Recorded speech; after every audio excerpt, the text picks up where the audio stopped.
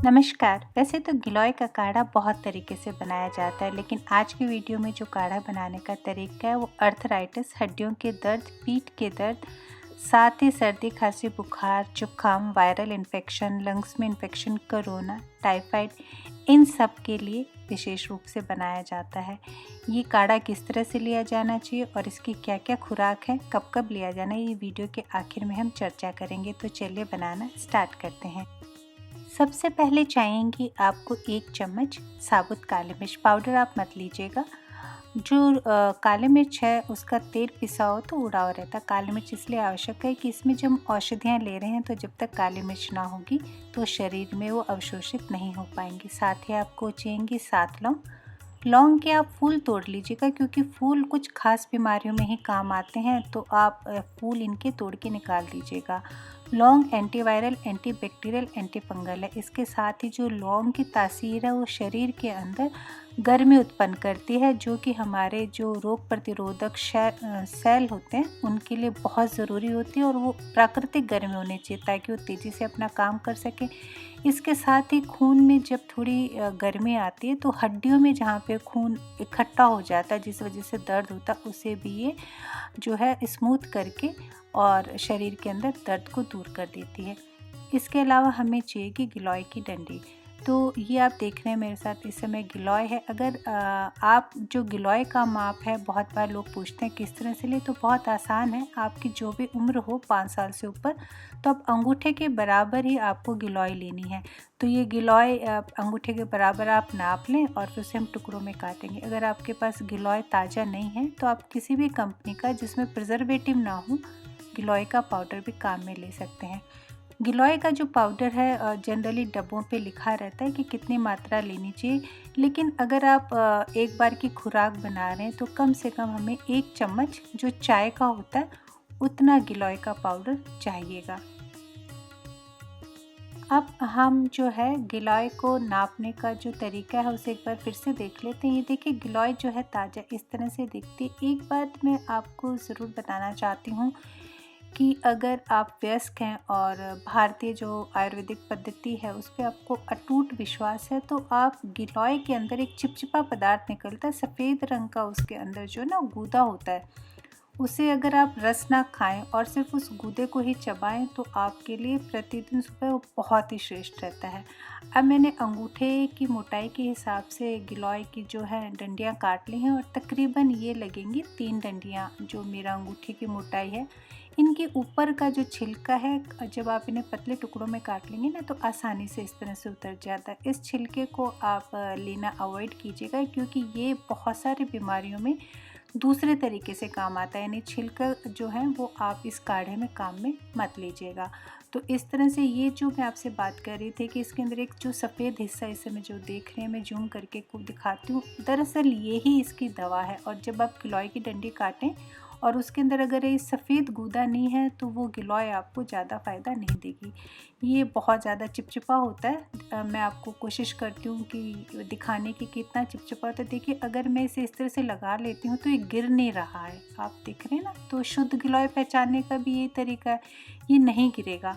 मैं एक बार फिर से आपको उंगली पे लगा के दिखाती हूँ। देखिए बिल्कुल भी नहीं गिर रहा है। और आप इस तरह से करें तो इसे धो ज़रूर लीजिएगा, क्योंकि उंगली पे बहुत सारे कीटाणु रहते हैं। बस मैं आपको दिखा रही हूँ कि ये इस तरह से आप शुद्ध गिलोय को पहचान सकते हैं, क्योंकि ये गिलोय का गुण है कि इस तरह से आप उंगली पे लगाएंगे चिपकेगा। तो अगर आप खाली रोग प्रतिरोधक क्षमता या शरीर को स्वस्थ रखने के लिए रोज़ गिलोय लेना चाहते हैं तो आप इसका ये पतला सफ़ेद हिस्सा काम में लीजिएगा। आपको जूस बनाने की ज़रूरत नहीं है, चबा लीजिए, हल्का सा कड़वा लगता है। अब आप जैसे देख रहे हैं मैंने गिलोय को पतली डंडियों में काट लिया है, आसानी से कट जाती हैं। और अब इन्हें ऊपर से मैं अच्छे से छील लूँगी।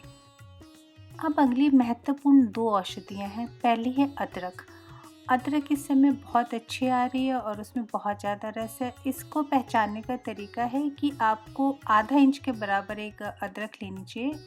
अगर एक खुराक बना रहे हैं या आप अपने उंगली का एक पोर नाप लें।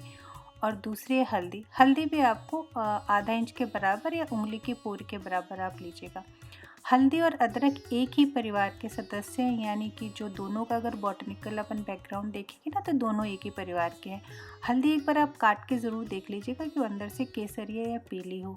हल्दी के गुण आप सभी जानते हैं, एंटीवायरल, एंटीबैक्टीरियल, एंटीफंगल तो है ही, साथ ही हड्डियों के लिए बहुत ही अच्छी है, इन्फेक्शन के लिए बहुत ज़्यादा अच्छे से काम करती है और अदरक का भी यही गुणधर्म है। लेकिन जब ये सारा कॉम्बिनेशन साथ में होता है तो ये आपके तीनों दोषों को भी दूर करती है। अब वात, पित्त और कफ में अगर किसी वजह से असंतुलन हुआ है तभी बीमारियां होती हैं, तो ये तीनों दोषों को दूर करती है और मुख्य रूप से जो पित्त है उसे और कफ को ये दूर करती है। तो अब ये आपकी एक समय की खुराक बन के तैयार है। अगर आप चाहें तो इस तरह तैयार करके फ्रिज में डब्बा बंद करके रख सकते हैं और जब ज़रूरत हो तब आप इसका काढ़ा बना सकते हैं।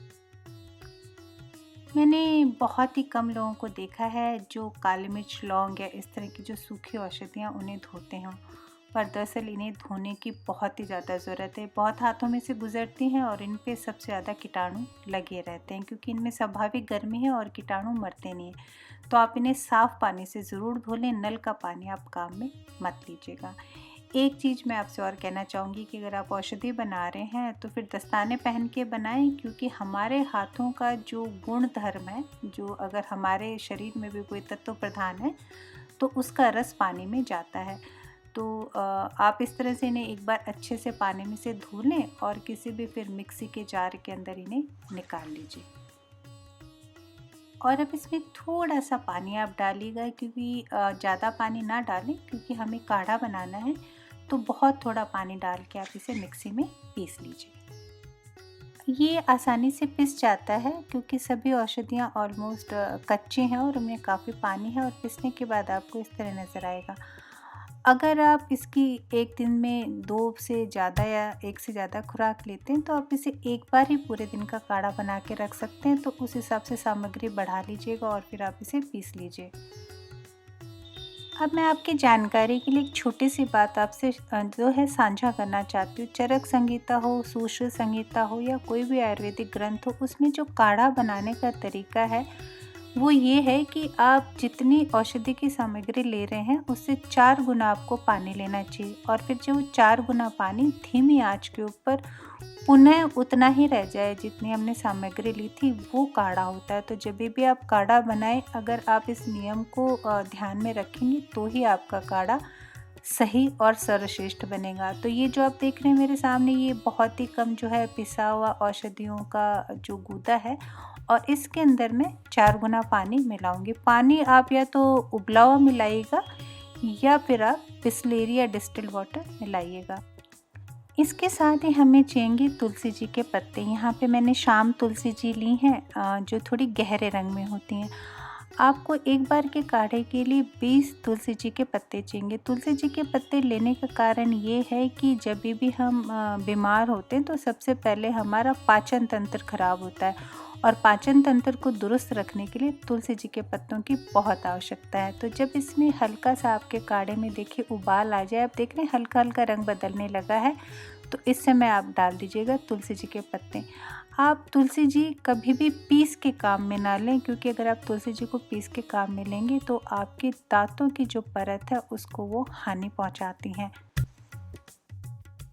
अब मैं आपसे एक बात और साझा करना चाहती हूँ कि जो काढ़ा है तो उसमें सारे जो औषधियाँ वो पिसी हुई हम डालते हैं, तो जैसे जैसे औषधियाँ पकेंगी ना वो धीरे धीरे गाढ़े भूरे रंग की होने लगती हैं। ठीक उसी तरह जैसे हम कोई सूखी चीज़ तवे पे भूनते हैं और अपना रंग बदल देती हैं। इसीलिए हमें 4 गुना पानी डालना होता है, क्योंकि हमें जो औषधि है उसका जो सत्व होता है ना, जिसे हम उसका एसेंस बोलते हैं या जिसका उसका औषधि का गुण बोलते हैं, वो पानी में तभी निकल पाता है जब औषधि के अंदर बिल्कुल भी जो है किसी तरह का पानी ना बचे और वो पूरी तरह से सूख जाए। तो जब आप इस तरह से धीरे धीरे उसे उबालते हैं ना तो औषधि अपने आप में पानी में पूरी सूख जाती है और उसका जो रस या सत्व है वो पानी के अंदर मिल जाता है। अब आप देख रहे हैं कि औषधि का रंग बहुत ही गहरा भूरा हो गया है और ये बहुत सिकुड़ भी गई है, तकरीबन 1/5वां हिस्सा के आसपास ये रह गई है। अब आप इसे छान लीजिए और अगर आपने ज़्यादा काढ़ा बनाया तो आप इसे थर्मस में भी छान के रख सकते हैं। आपको इसे हल्का गुनगुना ही पीना है और छानने के बाद आप चाहें तो इसमें 1 चम्मच शहद मिला सकते हैं और यदि अगर मधुमेह है तो दालचीनी चुटकी भर या आप चाहें तो काला नमक भी चुटकी भर इसके अंदर मिला सकते हैं। अब बात कर लेते हैं इसको पीना कैसे। यदि खुराक किसी को लंबी बीमारी के लिए आप देना चाहते हैं तो नाश्ता करने के आधा घंटा बाद दीजिए और सिर्फ दिन में 1 बार दें। अगर मौसमी बीमारी है जैसे कि बुखार है, वायरल इन्फेक्शन है, कोरोना है, खांसी बुखार जुकाम है, तब आप इसे दिन में कम से कम 3 बार दें, नाश्ते के बाद, खाना खाने के आधे घंटे बाद और रात के खाने के आधे घंटे बाद में। खुराक जैसे मैंने आपसे प्रारंभ में बात करी कि 5 साल से उम्र के ऊपर जो बच्चे उनके अंगूठे के माप के अनुसार आप इसका माप लीजिएगा। इसके अलावा आप अगर लंबी बीमारियों के लिए इसको प्रयोग में ले रहे हैं तो 21 दिन तक लें और अगर मौसमी बीमारियों के लिए ले रहे हैं तो 7 से 15 दिन काफ़ी होती है। आशा है गिलोय का काढ़ा आपको पसंद आया होगा। अपना ध्यान रखिए, सुंदर लगें, स्वस्थ रहें। मैं जल्दी मिलूँगी इसी तरह के नए वीडियोज़ के साथ। तब तक टेक केयर, बाय।